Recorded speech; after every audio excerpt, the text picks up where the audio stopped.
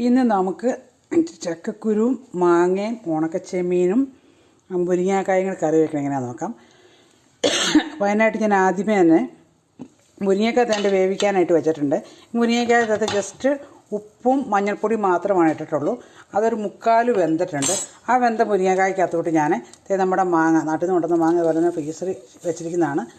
അപ്പോൾ അത് ഡിഫ്രോസ്റ്റ് ചെയ്തിട്ടുണ്ട്. അപ്പോൾ മാങ്ങ ഇട്ട് ഒന്ന് ഇളക്കുക.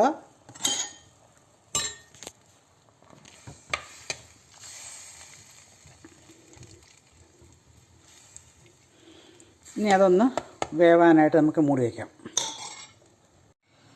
അപ്പോൾ വേണ്ട നമ്മുടെ മാങ്ങ ഇവിടെ ഇരുന്ന് നന്നായിട്ട് വെന്തിട്ടുണ്ട്. അപ്പം മാങ്ങയും മുരിങ്ങക്കായും നന്നായിട്ട് വെന്തിട്ടുണ്ട്.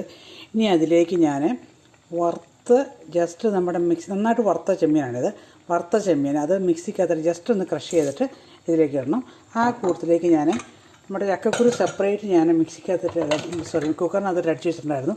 അതും കൂടെ കൂട്ടി ഇതിലേക്ക് ഇട്ട് നന്നായിട്ട് വേവിക്കുക കേട്ടോ. പിന്നെ നന്നായിട്ടൊന്ന് ഇളക്കി കൊടുക്കാം.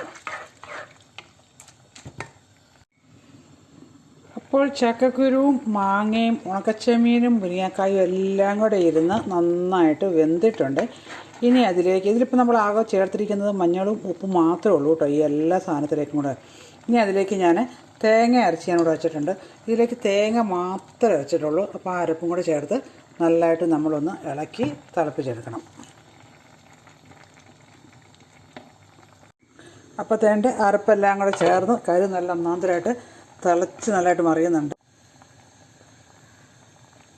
ഇനി അടുത്തതെന്നുണ്ടെങ്കിൽ നമുക്കൊന്ന് കടുക് പൊട്ടിക്കണം. കടുക് പൊട്ടിക്കാനായിട്ട് ഞാനിവിടെ ഓൾറെഡി എണ്ണ അടുപ്പ് വെച്ചിട്ടുണ്ട്. ആ എണ്ണയിലേക്ക് നമ്മൾ കടുക് ഇടണം. ആ കടുക് പൊട്ടിക്കഴിയുമ്പോഴത്തേക്ക് അതിലേക്ക് നമ്മൾ ഉള്ളി അരിഞ്ഞതും നമ്മുടെ ചുവന്നമുളകും കൂടെ അരിഞ്ഞിടണം. അത് നല്ലതായിട്ടൊന്ന് മൂപ്പിക്കണം. ഉള്ളിയും മുളകും നല്ലതായിട്ട് മൂത്ത് വന്നിട്ടുണ്ട്. ആ കൂട്ടത്തിലപ്പോൾ നമ്മൾ സ്റ്റൗ ഓഫ് ചെയ്തിട്ട് അതിലേക്ക് 1 സ്പൂണ് കാശ്മീരി ചില്ലിയാണ് ഞാനിടുന്നത്. കാരണം നമ്മൾ മുളക് പൊടി ഒന്നും ഇട്ടിട്ടില്ല. പിന്നെ എനിക്ക് അധികം എരിവ് വേണ്ടാന്ന് വിചാരിച്ചു. അപ്പോൾ കാശ്മീരി ചില്ലിയും കൂടെ ഇട്ട് ഇളക്കിയിട്ട് അത് നേരെ നമ്മുടെ കറിയിലേക്ക് ഒഴിച്ചു കൊടുക്കുക. അപ്പം നമ്മുടെ കറി ഇവിടെ റെഡിയായി. നല്ല കളറൊക്കെ ഇപ്പോൾ തന്നെ കിട്ടും. കാശ്മീരി ചില്ലി കണ്ടിട്ട് തവി കൂടിയിരുന്നിട്ട് ഭയങ്കരമായിട്ട് ചൂടായി. നല്ലതായിട്ട് കറി നല്ല തിളച്ച് നല്ല എല്ലാം പിടിച്ച് വന്ന് ഇനി ഇത് ഞാൻ ഓഫ് ചെയ്ത് വെക്കുകയാണ്. ഇത് തണുത്ത് കഴിയുമ്പോൾ ചോറും കൂട്ടിയും ഉണ്ണാനായിട്ട് അതാണോ ടേസ്റ്റ്. അടിപൊളിയായിരിക്കും. ഇത് പ്രത്യേകിച്ച് നമ്മുടെ ന്യൂജൻസിന് വേണ്ടിയിട്ടുള്ള കേട്ടോ. നമ്മുടെയൊക്കെ തലമുറയ്ക്ക് ഇതൊക്കെ അറിയാം. ന്യൂജൻസിന് ഇത് പ്രയോജനപ്പെടും. അപ്പോൾ നിങ്ങൾക്ക് വീഡിയോ ഇഷ്ടമായെങ്കിൽ ലൈക്ക് ചെയ്യുക, ഷെയർ ചെയ്യുക. പിന്നെ എന്തെങ്കിലുമൊക്കെ ഒരു കമൻറ്റും കൂടെ ഇതിലേക്ക് ആഡ് ചെയ്യുന്നേ. ഓക്കെ, എന്നാൽ അടുത്ത റീൽസുമായിട്ട് ഉടനെ കാണാം. ബായ്.